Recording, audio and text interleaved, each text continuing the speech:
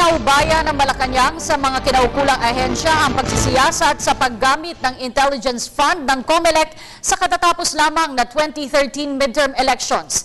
Reaksyon ito ng palasyo sa manoy irregularidad sa paggamit ng naturang pondo, siniwalat ni dating COMELEC Commissioner Gus Lagman.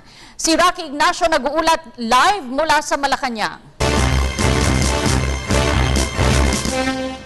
Maraming salamat, Kat. Tiniyak nga ng Malacanang na i-audit ng COA ang umano'y intelligence fund na hiniling ng COMELEC. Ayon kay Deputy Presidential Spokesperson Abigail Balte, bahagi ito ng pagtiyak na nagagastos ng tama ang pondo ng gobyerno sa ilalim ng itinatadhana ng batas.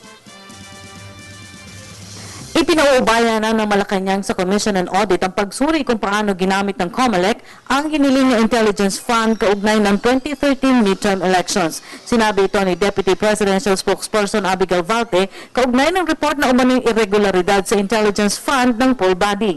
Ayon kay Balte, hindi saklaw na ehekutibo ang i-monitor kung paano ito ginamit ng komisyon. That would be a job for the Commission on Audit. Kuha na po yan. Remember, pag naibigay na po namin yan at nakapag-comply na po kami doon sa mandatong binigay sa amin ng batas, nandun na po sa ahensya na gastusin kung paano po nakalatag din sa batas at nandyan po ang Commission on Audit. Sinabi pa ni Balte na Pebrero ng kasalukuyang taon ang hilingin ng COMELEC kay Pangulo Aquino na magamit ang savings ng komisyon itong 2012 bilang Intel Fund. Yung Intelligence Fund po kasi, kailangan item po yan dapat sa budget ninyo na inaaprobahan po ng Kongreso. Ngayon, nakalagay po dun sa GAA natin, 10352, yung RA 10352, na kung wala po sa budget nyo, pero meron kayong savings at gusto nyong i-realign, nasa Section 59 po yan, na kailangang i-approve ng Pangulo. And that particular release, yung mula po sa savings nila noong 2012, humingi po sila ng pahintulot sa Pangulo at ibinigay po yun in a memo dated February 20, 2013. Gate ng Palasyo, pinahintulutan ito ng Pangulo matapos i-justify na ilalan ito para mapigilan anumang banta sa kredibilidad ng resulta ng midterm polls.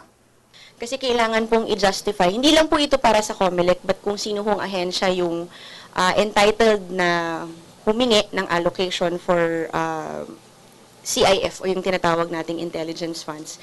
Kailangan po kasing i-justify yan. Kasi nandun din po sa General Appropriations Act yung ibig sabihin dapat gamit ng confidential at ng intelligence funds. So kailangan pong i-justify at ang kanila pong justification is supposed to be utilized for intelligence and counterintelligence activities and gathering of information relative to the activities of certain groups, individuals, and technology experts suspected of conducting overt and covert operations to sabotage the results of the upcoming elections. So, na-justify naman po at binigay. Magkagaymay ginitibalte na malinaw pa rin na dapat magamit ang tama ang pondo alinsunod sa itinatadhana ng batas. However, at this point, allow me also to say that once the money is given to them, they are expected to spend it within the metes and bounds that are provided for by the law. You can find that in Section 59 and 60 of the General Appropriations Act of 2013. At yan po ang ating pag-uulat mula dito sa Malacanang sa tulong ng RTVM. Ako po si Rocky Ignacio para sa Telebisyon ng Bayan.